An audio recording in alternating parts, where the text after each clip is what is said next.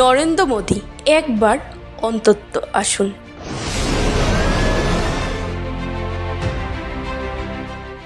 অসম আপনাকে ডাকছে,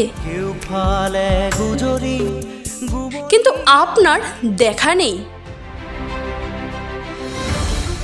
রাজনীতি নয়, আজ মানবতার ডাক। প্রধানমন্ত্রী অসমে আসুন।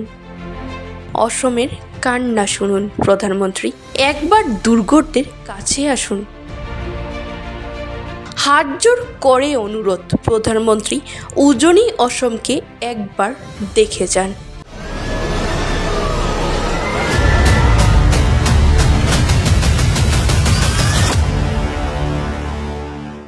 অসমের উজনি আজ কার্যত জলবন্দী।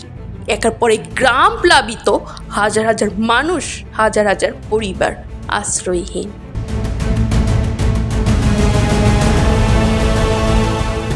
এই ভয়াবহ পরিস্থিতির মাঝে প্রধানমন্ত্রী নরেন্দ্র মোদীর উদ্দেশ্যে আবেগবহন আবেদন জানালেন মাজুলি ভোগপুর সত্রের সত্রাধিকার।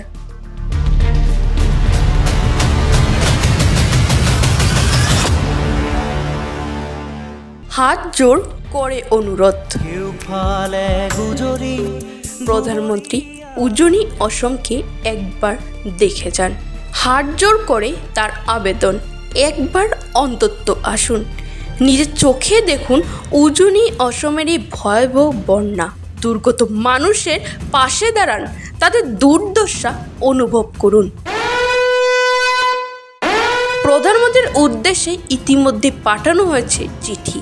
স্বত্বাধিকারের বক্তব্য, প্রাকৃতিক বিপর্যয়ের সময় দেশের সর্বোচ্চ নেতৃত্বের উপস্থিতি দুর্গত মানুষের মনে সাহস ও আস্থা জোগাতে পারে।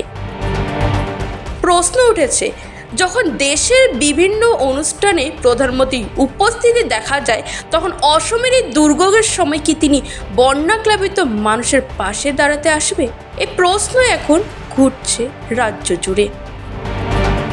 রাজনীতি নয়, আজ মানবতার ডাক। অসমের কান্না শুনুন প্রধানমন্ত্রী, উজনি অসম অপেক্ষায়। প্রধানমন্ত্রী নরেন্দ্র মোদী একবার আসুন।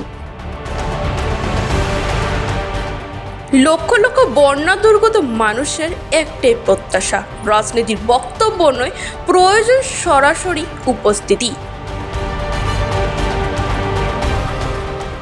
এখন নজর দিল্লির দিকে। স্বত্বাধিকারী কাতর আবেদন কি প্রধানমন্ত্রী নরেন্দ্র মোদীর কাছে পৌঁছবে? উজনি অসমকে পাবে প্রধানমন্ত্রীর সরাসরি উপস্থিতি? প্রধানমন্ত্রী অসমে আসুন। ইতিমধ্যে আমাৰ প্ৰধানমন্ত্ৰীজনা অসমৰ কাৰণে বৰ মৰমৰ বুলি সকলোৱে কয়। আমি দুই একে কোৱা শুনিবলৈ পাইছোঁ। তেখেত সোনকালে আহি খবৰ লৈ গ'লে অসমবাসীলৈ যে মৰম আছে, এই কথাটো পতিয়ন হয়। আমি আহ্বান জনাইছোঁ আৰু আমি ইতিমধ্যে চিঠিও লিখিছোঁ প্ৰধানমন্ত্ৰীৰ আহিবৰ নিমিত্তে, সান্তনা দিবৰ নিমিত্তে। যিহেতু বিপদত মাত এষাৰ বৰ ডাঙৰ কথা, খোৱা বোৱাটো বৰ ডাঙৰ কথা নহয়।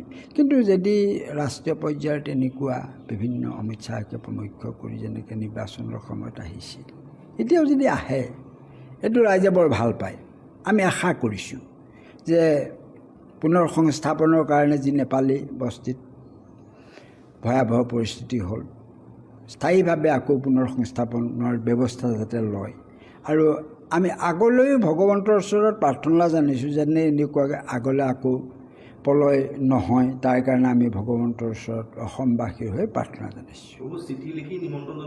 ইতিমধ্যে তেখেতলৈ মই চিঠিয়েই লিখিছোঁ, কাইলৈ আমাৰ চিঠি যাব যে কেনে প্ৰকাৰে তেখেতে সোনকালে আহি অসমৰ ৰাইজে ভাল পায়, ভাল পথটো যাতে পতিয়ন কৰে, তাৰ বাবে আমি বিশেষভাৱে পদক্ষেপ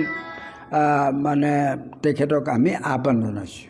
ইতিমধ্যে আমি যদি ইতিহাসৰ পাত লুটিয়াই চাওঁ, ইতিহাস বুলি কওঁতে শ্ৰীমদ ভাগৱত, শ্ৰীমদ ভগৱত গীতা, তেতিয়াহ'লে আধ্যাত্মিক আদি দৈবিক আদি ভৌতিকেই তিনি তাপৰ দ্বাৰা কেতিয়াবা কেতিয়াবা এনেকুৱা প্ৰাকৃতিক দুৰ্যোগ হয়।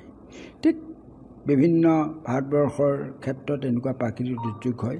এইবাৰ যি ভয়াৱহ, বিশেষকৈ উজনি অসমৰ সোণাৰী, চৰাইদেউ, শিৱসাগৰ এইবিলাকত হ'ল, এই তিনি তাপৰ যোগেদি আচলতে ভগৱন্তই এটা স্থাপিত কৰিছে আৰু সন্ত্ৰাসিত আমি হৈছোঁ আৰু আমি যিসকল ইতিমধ্যে পৰলোকগত হ'ল মাজুলীবাসীৰ হৈ সেইসকলৰ আমি আত্মাৰ সদ্গতি কামনা কৰিলোঁ।